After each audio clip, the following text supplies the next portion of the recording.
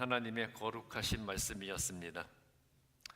우리가 신년 첫 번째 주일에는 새로운 변화에 대한 말씀을 나누었고요. 지난주부터 앞으로 몇 주간은 우리 교회의 신년 표어에 맞춰서 성령에 대한 말씀을 몇 주간 나누고자 합니다. 자, 여러분, 이 초인적인 힘을 사모하는 것이 인간의 본질이죠. 인간이 공상과학 영화에 열광하는 이유가 여기에 있잖아요. 상상 속에서나 가능한 일들에 대해서 대리만족을 느낄 수 있기 때문이에요. 자, 여러분, 1세대 로봇가 어떤 로봇입니까?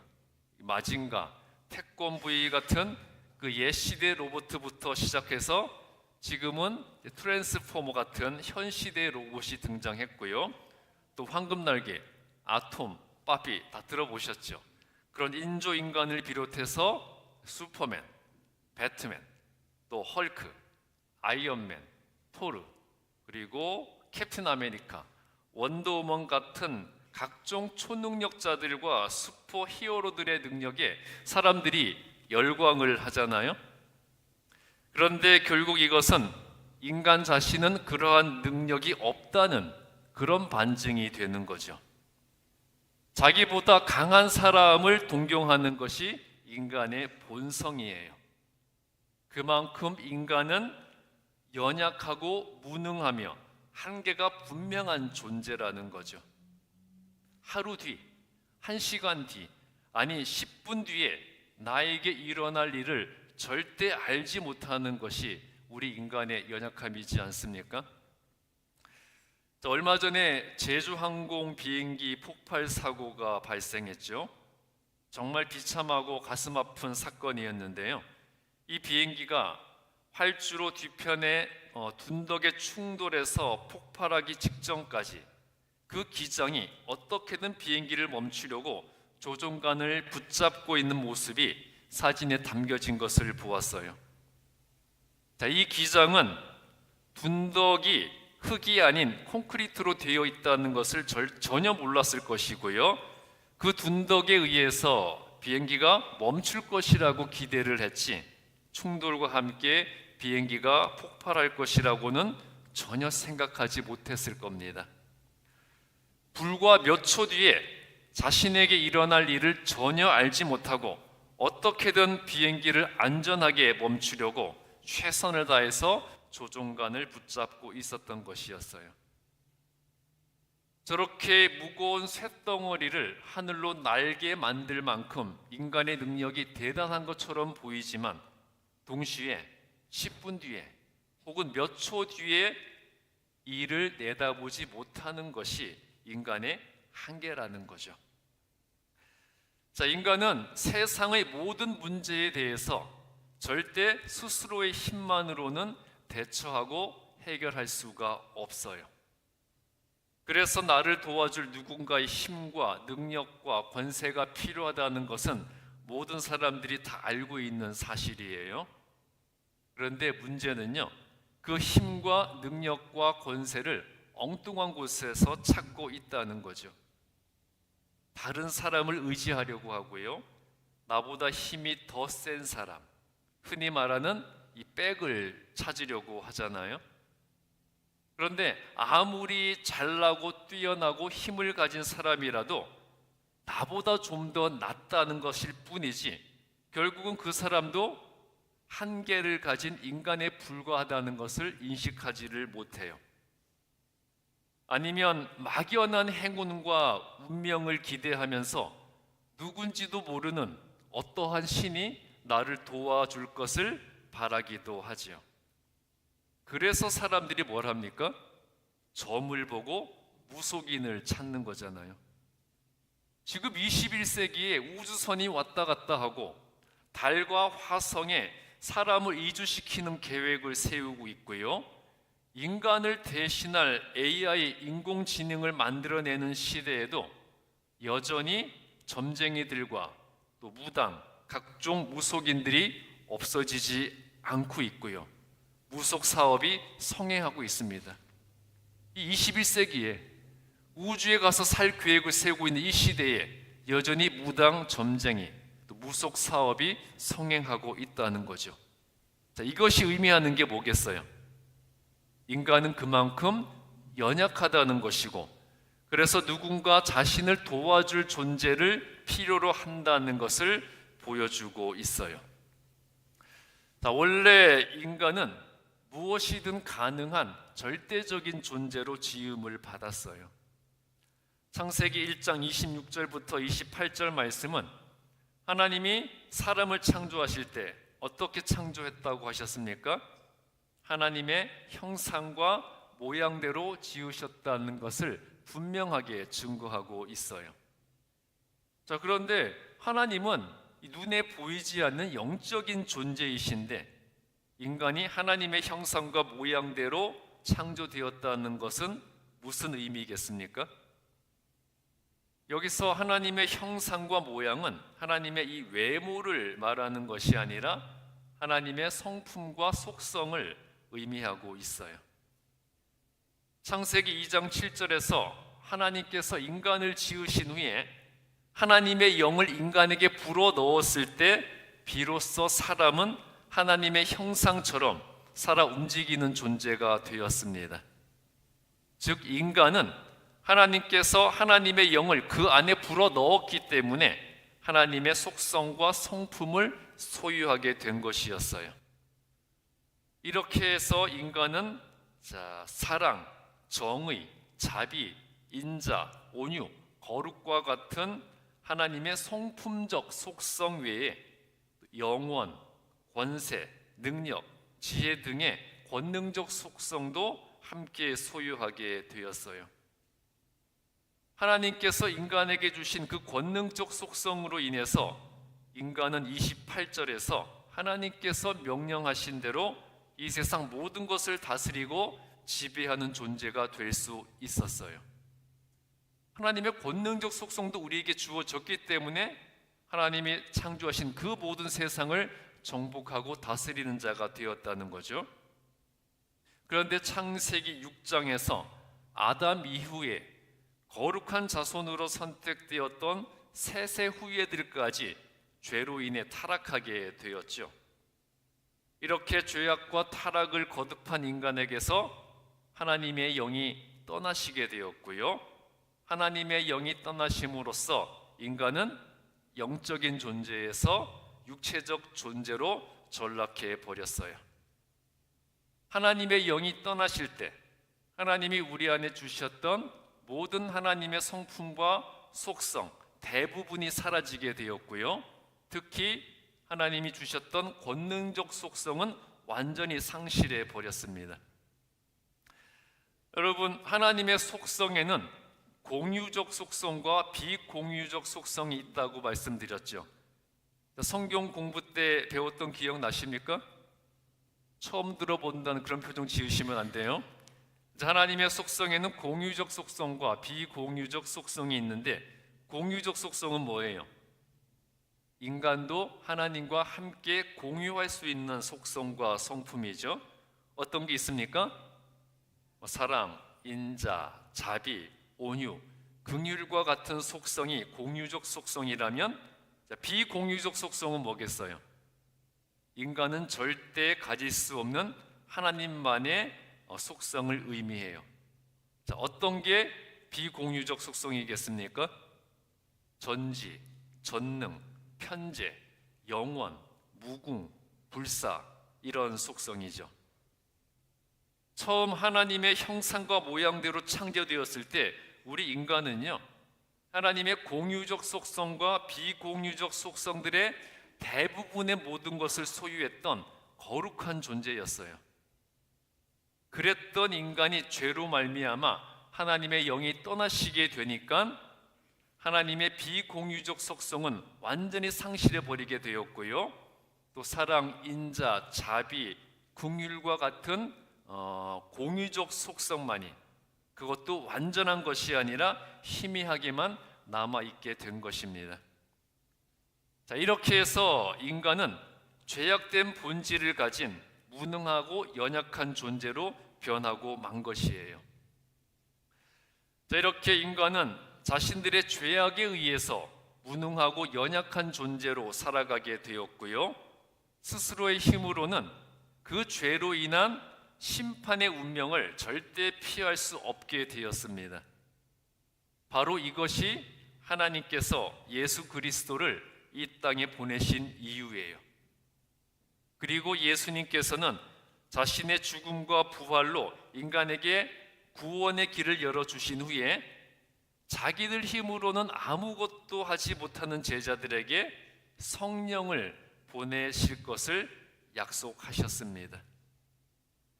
예수님이 하늘로 승천하신 후에 예수님을 대신해서 제자들을 도와줄 이 보이지 않는 예수님의 영인 성령을 보내실 것을 약속하신 것이었어요.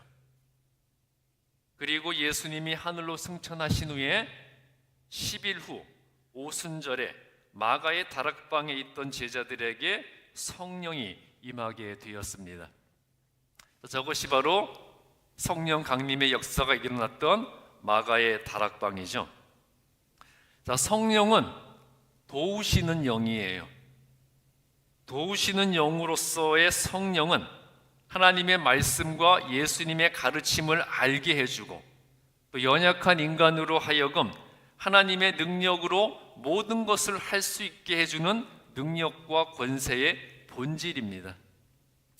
하나님의 능력, 예수님의 권세가 우리에게 주어지는 그 본질이 바로 성령이라는 거죠. 자, 인간의 죄로 인해서 하나님의 영이 인간에게서 떠났지만 그 인간의 죄값을 대신해서 감당하신 예수님께서 인간에게서 떠나갔던 하나님의 영을 다시 보내셔서 인간과 함께 하도록 해 주신 것이에요. 자, 그러므로 우리 안에 성령이 온전히 역사하시게 된다면 우리는 하나님께서 인간을 처음 창조하셨을 때와 똑같은 그런 능력과 거룩한 존재로 살아갈 수 있게 된다는 거예요. 오늘 신약 본문 누가복음 7장 1절부터 10절에서 예수님께서는 백부장의 종의 병을 성령의 능력으로 고쳐주셨어요.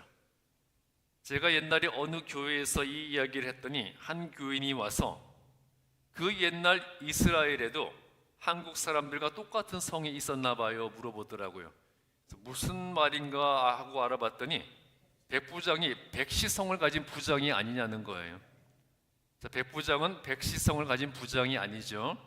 100명의 군사를 거느린 로마 군대 장교입니다. 누가복음 7장 2절부터 3절에서 이 로마 백부장이 자신이 사랑하는 종이 병들어 죽게 되자 예수님을 찾아와서 그 종의 병을 고쳐달라고 요청을 했어요.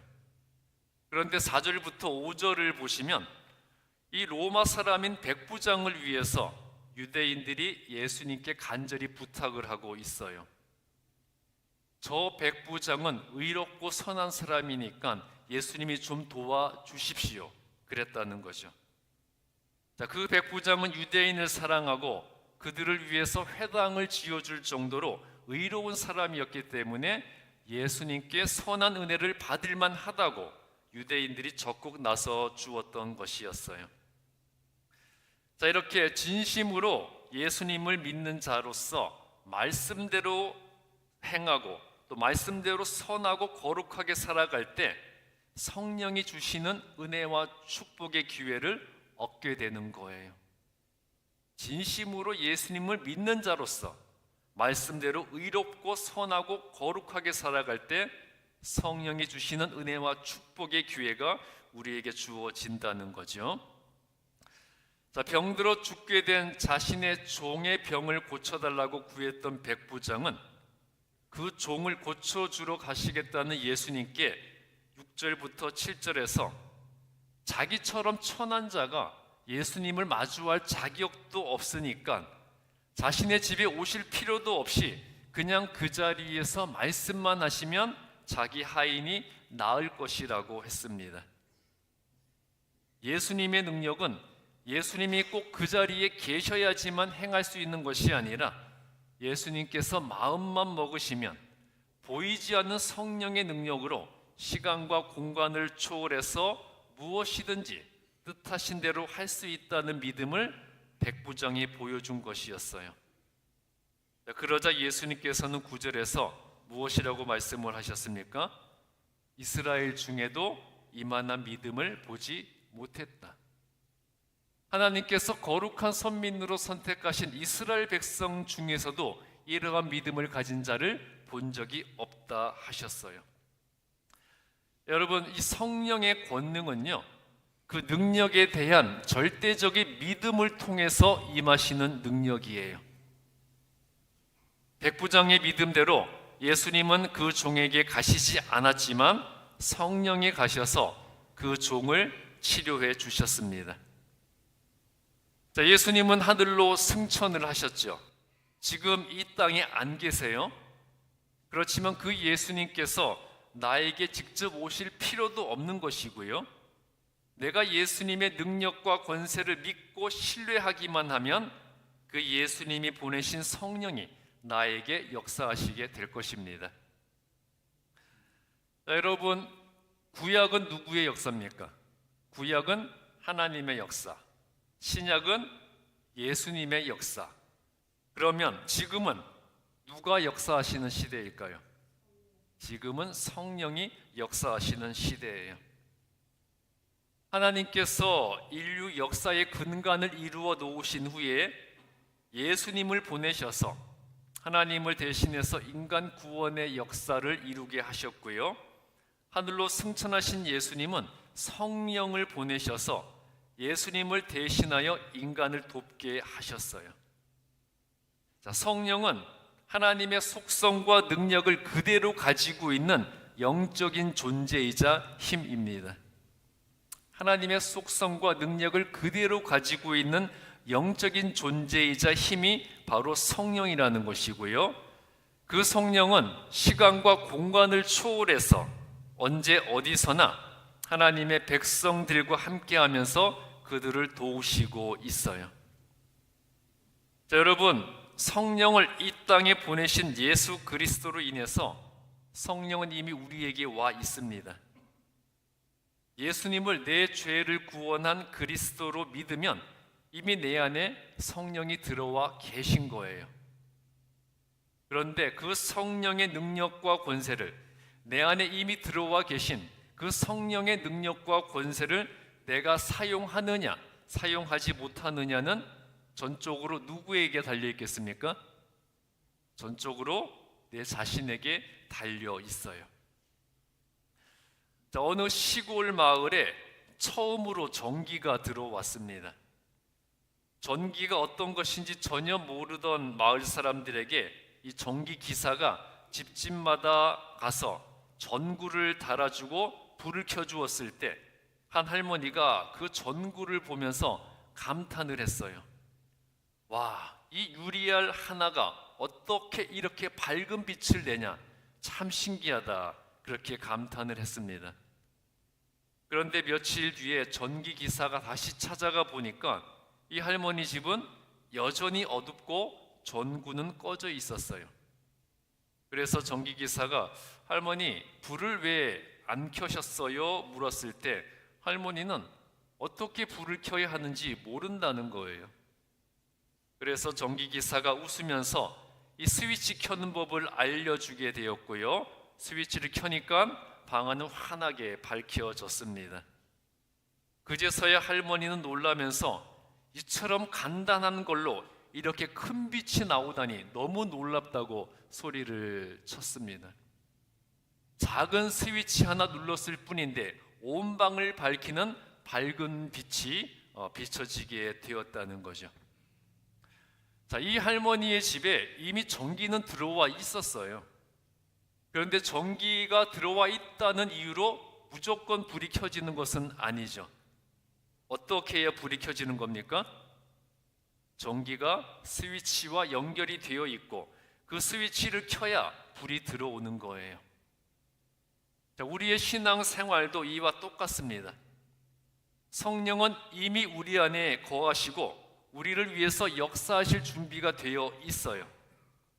그렇지만 우리가 믿음으로 기도하고 순종하지 않으면 성령의 능력을 경험하지 못하고 그냥 꺼진 전구처럼 살아갈 수밖에 없다는 거죠.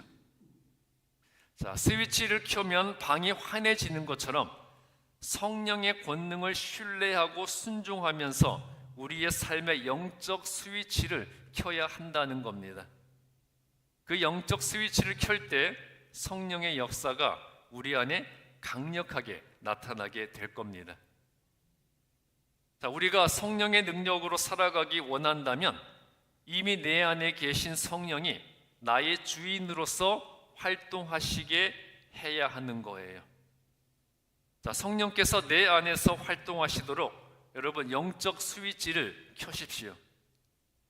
자, 그렇다면 성령께서 내 안에서 활동하시도록 하는 영적 스위치는 어디에 있습니까? 뭐가 그 영적 스위치예요? 영적 스위치를 켜야 성령이 내 안에서 역사하실 텐데 그 영적 스위치가 어디에 있냐는 거예요. 무엇이 그 영적 스위치입니까? 바로 믿음이 그 스위치가 되는 거예요. 하나님과 예수님에 대한 확신과 신뢰와 소망, 그리고 감사와 겸손의 마음까지 포함해서 이 모든 것을 가지고 있는 믿음이 바로 성령이 내 안에서 역사하시게 하는 영적 스위치라는 거죠. 확신과 신뢰와 소망과 감사와 겸손, 이 모든 것을 가지고 있는 믿음을 우리가 소유하게 될 때 그 믿음이 바로 성령이 활동하시게 하는 영적 스위치가 된다는 거예요. 우리가 성경을 통해서 하나님의 말씀을 듣고 그 말씀을 통해 주시고자 하는 하나님의 뜻을 깨닫기 위해서 기도한 후에 깨달은 대로 행하는 믿음이 성령이 나를 도우시도록 이끄는 영적 스위치라는 거죠. 그렇게 영적 스위치를 켜서 내 안에 거하시는 성령이 활동하시게 되면 하나님께서 인간을 처음 창조하셨을 때와 같이 인간은 거룩하고 능력 있는 존재로 다시 부활하게 되는 겁니다. 인간이 죄를 지었을 때 하나님의 영이 떠나심으로써 육체적 존재가 되었습니다. 그런데 예수님께서 우리 안에 그 영, 성령을 다시 보내주셨어요. 그러므로 믿음의 스위치를 통하여 성령이 우리 안에서 온전히 역사하시게만 한다면 하나님이 우리를 처음 창조하셨을 때와 똑같이 우리는 능력과 거룩한 그런 존재가 될 수 있다는 거죠. 자, 인간은 자기 뇌의 지극히 적은 부분, 많이 사용해야 자기 뇌의 15% 정도밖에 사용하지 못한다고 그래요. 결국 인간은 죽을 때까지 자기 능력을 다 사용하지 못하고 죽게 된다는 거죠. 그리스도인들도요, 내 안에 거하고 계신 성령의 능력의 극히 일부분만 사용하거나 혹은 전혀 사용하지 못하고 있는 것이 현실이에요. 성령의 능력만 온전히 우리가 사용한다면 하나님께서 인간을 처음 창조하셨을 때와 같이 인간은 거룩하고 능력 있는 존재가 될 수 있는데 그 능력을 사용하지 못하니까 우리가 여전히 육체적인 존재로 살고 있다는 거죠. 자, 그러므로 우리가 성령이 전적으로 나를 위해서 움직이시도록 해드린다면 우리는 못할 것이 없고 이루지 못할 것이 없는 능력의 삶을 살게 될 거예요. 자, 여러분, 하나님에 대한 절대적인 믿음 위에서 말씀과 기도와 순종으로 성령이 내 안에서 역사하시게 하시기 바랍니다. 그래서 성령의 능력을 사용하는 그리스도인이 되어서 살아계신 하나님의 권능을 증거하는 예수님의 제자들이 되시기를 주님의 이름으로 축복합니다. 기도하겠습니다. 우리에게 성령의 능력을 주신 예수님을 우리의 구세주로 믿고 그 말씀대로 행하며 기도하는 저희들에게 성령의 능력을 행하여 주시옵소서. 우리 안에 거하시는 성령의 능력으로 우리의 가정과 일터 그리고 우리의 교회를 변화시키고 하나님의 권능을 증거하는 예수님의 제자가 되게 하여 주시옵소서. 우리에게 성령을 보내주신 예수님의 이름으로 기도합니다. 아멘. 찬송가 191장입니다. 찬송가